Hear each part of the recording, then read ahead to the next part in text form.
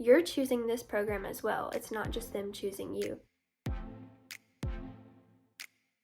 Hello, my friends. I am so glad that you are here with me today. I've got 7 tips to help you get into OTA school, hopping right on in. Number 1 is to do super well in your prerequisites. If you are just now looking at OTA school, you need to go to the website of the school you're interested in, look at their OTA program, and print out all of the information, especially their prereq list, and also print out your transcript. Go through and highlight everything you have already taken and figure out what you still need to take.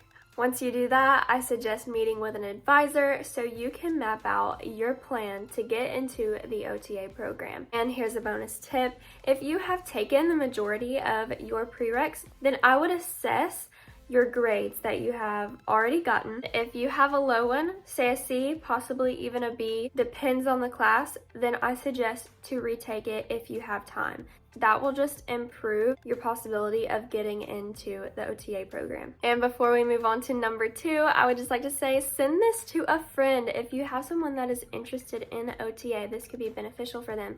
Moving right on into number 2, you need to really study the program that you're interested in. Know how they choose the applicants. Mine worked on a point system, so the higher your grades, the more points. The higher your GPA, more points. Higher your ACT, more points. Depending on the school, it might be different, but really study that out and make sure that you're in the best position to have the best application that you can. Number 3 is to print out any and all paperwork that is associated with the program that you're interested in.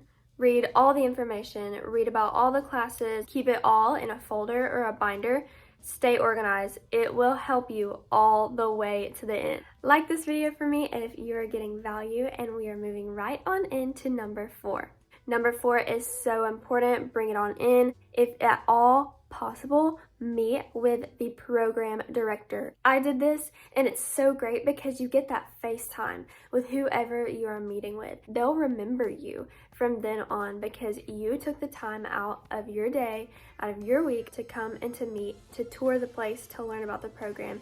It really stands out. Even though the person you meet with might not be the person that's deciding who gets accepted or not, they will give you insight on how to better your resume to get into the program. They will be able to tell you all about the program to see if it's even a good fit for you. I mean, you've got to think you're choosing this program as well. It's not just them choosing you. For me, I met with one of our teachers. Even though the school was like an hour and a half away, I still took that time out to go down there.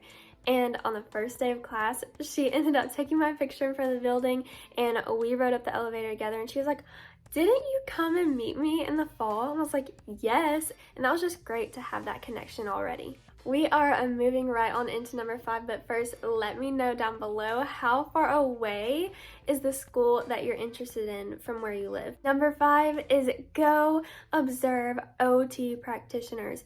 Even if your program doesn't require observation hours, it's still so great to get that experience and to just decide if OT is really for you.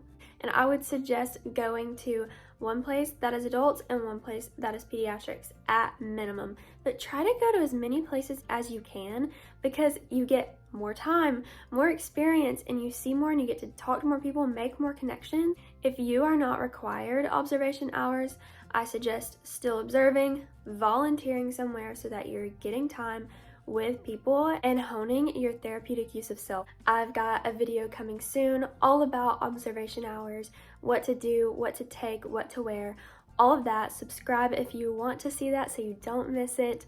All right, and number 6 is to turn in your application early. Okay, hear me out on this. Even though you want to be early to show your diligence, don't submit your application if you have not double-checked, triple-checked, quadruple-checked that you have everything, because if it's like my program, you submit it and you have one thing missing out of the ton of stuff that they require and you are disqualified.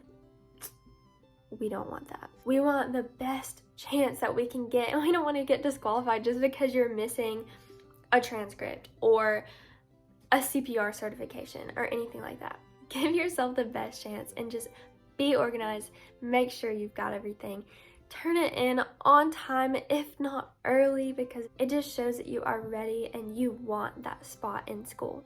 On your application, if you have any spot to write something, it's not just fill in the blank, it's not just checking the boxes.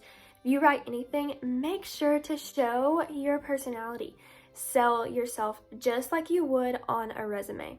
Some programs might even have an interview process, which is even better. I know it's terrifying, but it really gives you that edge when you are able to show that you have these skills already, that you have something special to bring to the table. And I know what you're thinking, Carly, I don't have that something. I'm not unique. There is no one else on this earth like you.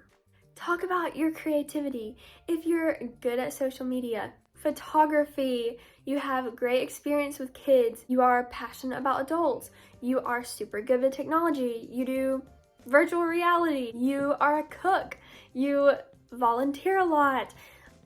I could sit here and just list off stuff all day long, because anything that makes you you is valuable to OT, because that's what OT is an occupation that you hold. Here's another little bonus tip for you guys. Same goes for your recommendation letters. If you have to have recommendation letters, make sure it's someone that you trust. Make sure they know you well, so they're really gonna highlight your strengths. And it would be great if they were a past employer, so they can show how you are professionally. Of course, none of these tips are guaranteed to help you get into OTA school, but from my experience, they just give you a little edge, and they're just great practices to do anyways. Let me know in the comments below if you have any other suggestions. Let's help each other out. Remember, you are loved, your feelings are valid, and you deserve to take up space in this world. Much love, my friends. Bye.